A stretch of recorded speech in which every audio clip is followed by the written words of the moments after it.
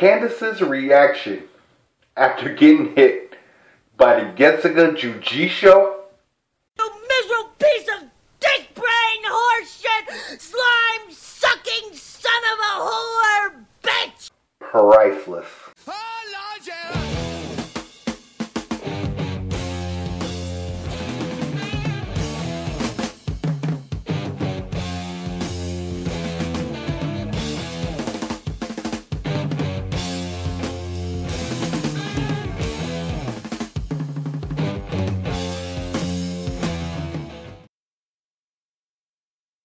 What's going on, people? Mr. Annie Locke here, back with this week's chapter of Bleach 584, The Headless Star 3. Now for my first bullet point of this week. Candace's reaction to the Getsuga Juji show. Now, did that woman actually think, did she actually believe after Ichigo's attack canceled out her ultimate attack, that she could cancel it out with another ultimate attack? Even Ichigo had to say it himself. Dodge it, you idiot. That's a real shaking my head kind of moment, because you just saw it totally cancel out your attack and you still continue?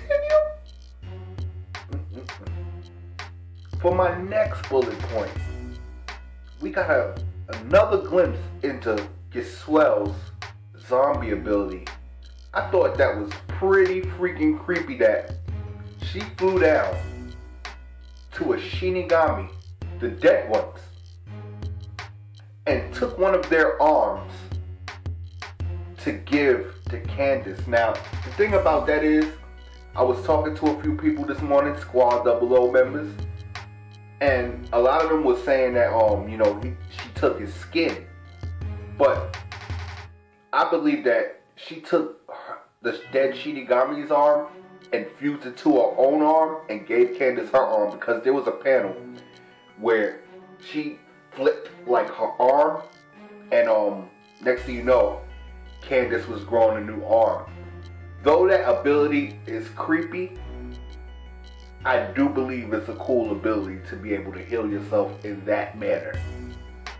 For my next bullet point, as the four girls were getting ready to continue their attack on Ichigo, they were conveniently fingered by Basby.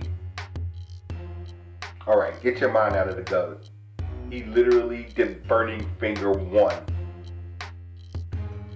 on the girls. And another thing, the man was in his holy form. That's pretty damn crazy if you think about it, because not only did they not send him there, he was literally able to land an attack before they realized he was there. So Baz B has to be one of those top tier characters. And for my next bullet point, what I found to be even more sick than that, 3 other Stern Ritters popped up on the scene. We had Pepe, we had the Yosemite Sam gun-toting Quincy, and we also had Na, the Understanding. Now, what makes this thing so crazy, it's no longer a 4-on-1. It is now an 8-on-1. And then behind them, this pillar of light comes down, and Juha refers to it as the key, which piqued my interest a lot. My next bullet point is more of a question. Is Juha, now that Ichigo came back to the battlefield, making his way into the Soul Palace? It's almost reminiscent of when Ichigo stormed into Hueco Mundo, and then that was Juha's cue to attack the Soul Society, because Ichigo's not around. I guess he deems Ichigo one of the most powerful beings in this series, which I think is pretty cool. Now, this whole Juha possibly going to the Soul Palace thing goes into my yin and yang theory based on his statement. His statement was, now we'll become one. Is it a possibility that Juha and the Soul King were once one entity that was split into two because of Juha's sickness? Because it was never stated how Juha was born. It's a possibility now that I'm thinking about it that particular ability, which is the Quincy ability, and Juha's sickness was split away from the Soul King. My overall thoughts on the chapter, going into my feelings first, Swell's ability was pretty crazy. And also, Basby in holy form. One of the steroids that definitely ain't playing with these Shinigami. Basby popped up on the scene in final holy form, ready to take Ichigo down. That leads to another question. Did Shinji get taken down off panel? That would be so messed up for his character. What I'm really hoping that happened to Shinji, that he was engulfed in that lava. Basby sent Ichigo and just left him there to deal with the lava, thinking that he was going to die. I really hope that's a possibility, because if Shinji gets taken down off panel, that would suck. And I would actually not like him as a character anymore. I'm just saying. Now, this 8-on-1 thing, is it a possibility? It's not even a possibility. Could this be the setup for us to get a glimpse of Ichigo's Bankai?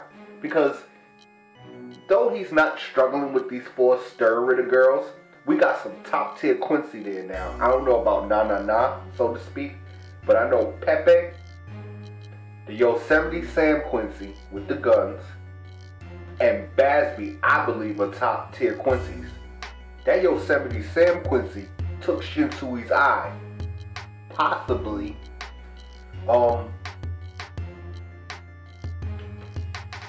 Now, if in fact Juha is making his move for the Soul Palace, was the key that needed to be created, killing most of the Shinigami so he could make his way to the Soul Palace. And for the last thing, now that if, let's just say Juha is making his way to the Soul Palace, how will the other characters come into play? How will Orihime and the Fullbringers and Chad and Aranka actually come into play now? Overall, I believe this was an amazing chapter. Next week we may possibly get Ichigo's Bankai, which I believe this chapter was the setup for.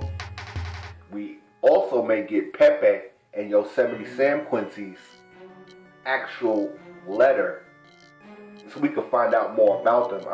I'm really excited to learn more about them. A funny thing that made me laugh was Candace's stupidity. How did she believe that after her attack was actually destroyed and she lost an arm, that she thought she still stood a chance for Ichigo alone? Again, artwork, insane. I like to take the time to thank the viewers of this video.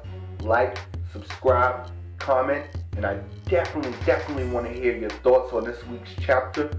Also, if you want to get in direct contact with me or other members from Squad 00, you can check out Squad 00 Universe. I'm going to leave the link to it down in the description box, and at the end there's a visual link if you want to type it in yourself at the end of the video in the credits.